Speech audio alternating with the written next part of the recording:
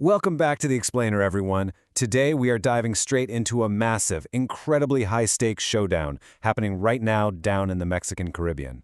We're looking at a literal billion-dollar corporate vision running headfirst into a pristine, highly sensitive ecological haven.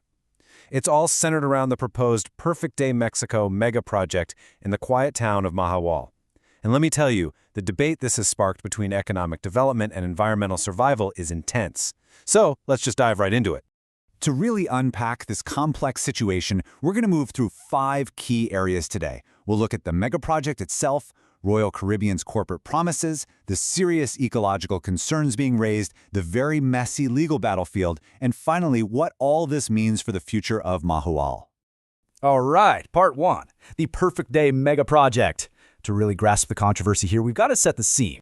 Mahahual is essentially a remote, quiet fishing village. Right now, it's got a population of roughly 2,600 residents. The infrastructure is, well, pretty limited.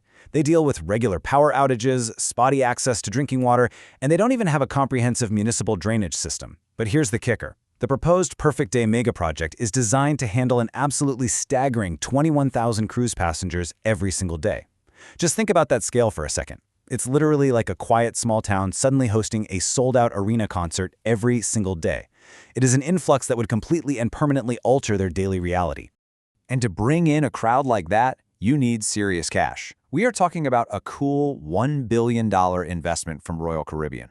This plan covers a massive 107-hectare complex. We're talking a giant water park, what they claim will be the world's longest lazy river, multiple massive pools, and huge commercial zones. It's essentially a total redevelopment of the entire coastal landscape. So, what's the pitch? Why build it? That brings us to part 2, the corporate promise. The developers argue that this isn't just about tourism. They're actually pitching it as a desperately needed lifeline for a region that's really struggling with infrastructure. Royal Caribbean is leaning on 3 main pillars here. Economically, they are promising to create over 1,000 direct jobs during the construction phase, and then another 2,500 permanent jobs once it's up and running. They're also leaning heavily into community engagement, promising specific training programs for the locals in Mahahual and support for micro-businesses. You know, for a town that's hurting economically, that is a really hard proposition to ignore. But what about the environment, right? Well, this is where the company makes a really fascinating claim. Royal Caribbean says that the 45 hectares of mangroves currently sitting on their property are actually already severely contaminated. Why? Because the local municipality has allegedly been discharging raw sewage into them for years. So their promise is to build a state-of-the-art reverse osmosis treatment plant to clean the whole area up and provide drinking water, which they say they'll eventually just hand over to the local government. But, as you might guess, not everyone is buying that narrative. Let's pivot to part 3, the ecological concerns. This project has faced incredibly severe, highly organized pushback from environmental groups, local fishermen, and citizen scientists. And this image really captures the scale of the backlash. This is not just some local zoning dispute anymore. Back in mid-May 2026, Greenpeace activists literally scaled the Palacio de Bellas Artes right in the heart of Mexico City to drop this massive banner. It read, "Toboggans or environmental protection? That is the question." They also handed over an independent, 100-page technical dossier to environmental authorities, flat out demanding the project be stopped. In the opposition, they aren't just saying no for the sake of it. They are grounding their arguments in very specific data-driven warnings. First off, activists argue the construction is going to destroy crucial mangroves that act as a natural shield against hurricanes. Second, they're warning that the sedimentation from all this building will essentially choke the Mesoamerican wreath, which is incredibly fragile. On top of that, covering 17 hectares of this porous karstic soil with solid concrete for pools could severely damage the local underground river systems like the Sac-Acton.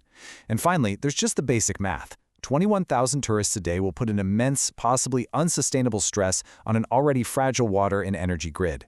And smack in the middle of this giant tug-of-war is the community itself, and they are deeply divided. You've got local workers and vendors who rely on the existing cruise pier, and they're terrified that if this mega project gets blocked, the cruise lines will just pack up and leave for other ports entirely.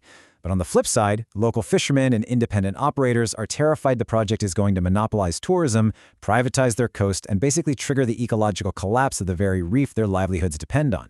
It's a huge deal. In fact, during the public consultation phase, over 14,000 citizen opinions were submitted to the authorities. People are paying attention. With tensions running this high, this was always going to end up in front of a judge. Let's move to part 4, the legal battlefield. Before we look at the actual timeline of this legal chaos, let's quickly define a crucial term for our international viewers, the amparo. Simply put, it's a unique legal mechanism in Mexico designed to protect constitutional rights. In big environmental conflicts like this one, civil society organizations use the amparo all the time to try and freeze a controversial government action while the actual legality of the project is being reviewed. And man, this mechanism has been getting a workout lately. Talk about legal whiplash. Look at this timeline. In December 2025, local authorities fast-tracked the land use changes for the project. Activists claim this happened literally overnight without proper public consultation. So in response, by January 2026, the civil group DMI-MAS filed an amparo, getting a temporary halt. Around the same time, the Federal Environmental Protection Agency, PROFEPA, actually closed the site down for illegal clearing. DMAS even filed a formal complaint alleging corruption against a former state development director who ended up taking a job with Royal Caribbean.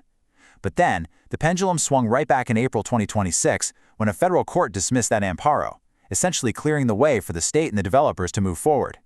But here is the absolutely crucial point. Even with the developers winning that court battle over land use, this is definitely not a done deal. The Federal Environmental Authority, Semarnat, stepped in and suspended the evaluation of the project's environmental impact assessment for up to 60 days. They pumped the brakes. They are demanding highly specialized technical data about exactly where these deep foundations are going and what the real, tangible impact is going to be on the coastal and marine ecosystems.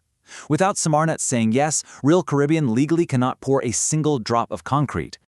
So where does this billion-dollar standoff actually go from here? That brings us to our final section, the future of Mahahual. This issue has escalated to the absolute highest levels of government. President Claudia Sheinbaum actually addressed the conflict directly, and she laid it out pretty plainly, stating, there cannot be a project that damages the reef in that area, so if it is going to be done, it has to be in another place. She acknowledged that while some of the pushback might be political, the core environmental concerns are totally legitimate, and the final call rests entirely on Semarnat's upcoming scientific evaluation. And that leaves us with a really profound question to wrap up today's explainer. What precedent is this final ruling going to set for the entire future of the Mexican Caribbean? Activists are pointing to these upcoming environmental rulings as absolute make-or-break milestones, urging the public to stay vocal and pay close attention to how the authorities handle these corruption allegations and ecological warnings. Will the government greenlight a massive corporate investment promising thousands of local jobs, or will they draw a hard, definitive line in the sand to protect one of our planet's most fragile reef ecosystems? Whatever decision is made here, it's going to echo across coastal developments for decades to come.